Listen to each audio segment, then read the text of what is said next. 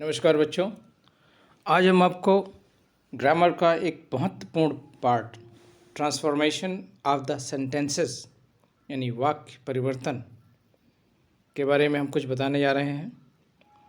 जैसे कि आप स्क्रीन पे देख पा रहे हैं, ट्रांसफॉर्मेशन ऑफ सेंटेंसेस का मतलब क्या होता है। देखिए, ये देख रहे हैं ना आप, ट्रांसफॉर्मेशन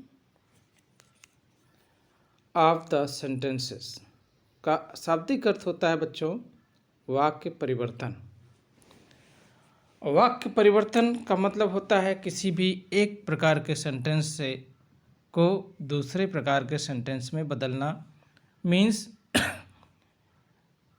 बदलने का मतलब यहाँ पे और स्पष्ट किया गया है, the change in the form but not in sense और मीनिंग ऑफ द सेंटेंस। ये ध्यान देना है बच्चों कि जब हम वाक्य को बदलेंगे, किसी भी एक प्रकार के वाक्य को दूसरे प्रकार के वाक्य में, यानी कि अफर्मेटिव को नेगेटिव में, नेगेटिव को अफर्मेटिव में, या इंट्रोगेटिव को असर्टिव में, तो उसको बदलते समय हमें ये ध्यान देना है कि इसके फॉर्म में यानी कि स्वरूप में तो चेंज हो, लेकिन नॉट इन सेंस और मीनिंग का मतलब अर्थ जैसा है वाक्य का वही रहे। तो हम इस समय आपको अफर्मेटिव सेंटेंस को नेगेटिव में बदलते समय क्या ध्यान दिया जाता है और किस तरह इसको बदला जाता है कि उसके सेंस में भी परिवर्तन नहीं हो और फॉर्म में परिवर्तन हो जाए। आइए हम पहले वाक्य के माध्यम से देखते हैं। बच्चों, पहला हमारा वाक्य है ही लव्स हिज ब्रदर्स। जैसा कि हम देख पा रहे हैं, ये जो पहला वाला वाक्य, इस पर कंसंट्रेट करिए। ही लव्स हिज ब्रदर्स, ये अफर्मेटिव वाक्य है बच्चों, जिसका अर्थ होता है वो अपने भाई से प्रेम करता है। इसको हमने नेगेटिव में बदला है। कैसे बदला है ये देख लीजिए आप। ही डज नॉट लगाने से नेगेटिव हो गया, लेकिन ये जो आपका वर्ब है इसमें लव, इस वर्ब को हमने किस में चेंज किया? हेट में। इस लव्स को हमने हेट में चेंज किया और सेंटेंस डज नॉट बनाने से नेगेटिव हो गया, और हेट यानी कि वो अपने भाई से घृणा नहीं करता, अर्थात प्रेम करता है। पहले वाले वाक्य वाला भाव मेंटेन हो गया। और इसमें ध्यान क्या देना है बच्चों? इसमें ध्यान ये देना है कि आपको शब्दों के एंटोनिम्स आने चाहिए। जैसे इसमें क्रिया लव है, तो हम इसके एंटोनिम हमने शॉर्ट फॉर्म लिख दिया। इसका लव का एंटोनिम हेट होगा। तो अगर वो अपने भाई से घृणा नहीं करता है, ये अर्थ निकल रहा है नेगेटिव वाक्य का, तो ये अर्थ पूर्ववत, अर्थात वो अपने भाई से प्रेम करता है। अब हम दूसरा एग्जाम्पल देखते हैं, लेकिन हमेशा ये ध्यान देना है कि इसमें एंटोनिम्स आने चाहिए। और एंटोनिम उन शब्दों का किसी भी वाक्य में, जैसे इसमें वर्ब का हमने एंटोनिम किया लव का हेट, कोई ज़रूरी नहीं कि हमेशा वर्ब का ही एंटोनिम हो। कभी कभी सब्जेक्ट के भी एंटोनिम से भी काम करने पड़ते हैं, जैसा कि हम आगे के वाक्य में नेक्स्ट सेंटेंस में देखते हैं। नेक्स्ट सेंटेंस है हमारा, everyone must be grateful to our freedom fighters.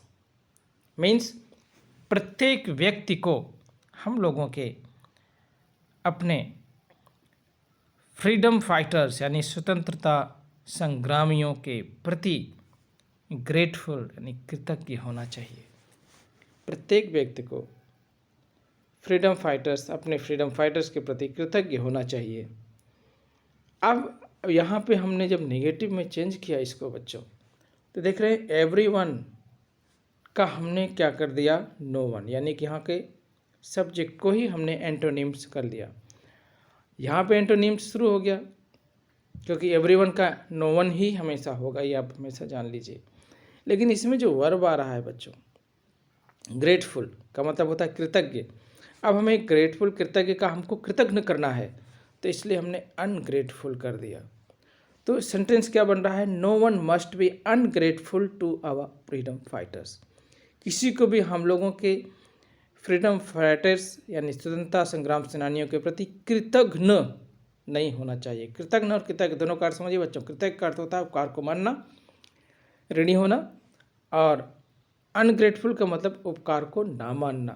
तो किसी को भी हमारे फ्रीडम फाइटर्स के प्रति कृतज्ञ नहीं होना चाहिए, इनके उपकार को नहीं मानना चाहिए। किसी को भी नहीं, ऐसा नहीं होना चाहिए कि अनग्रेटफुल रहे, कृतज्ञ नहीं होना चाहिए।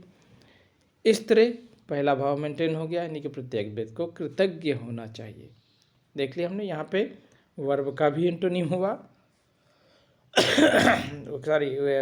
कर्ता का भी एंटोनिम हुआ और क्रिया का भी, ग्रेटफुल का और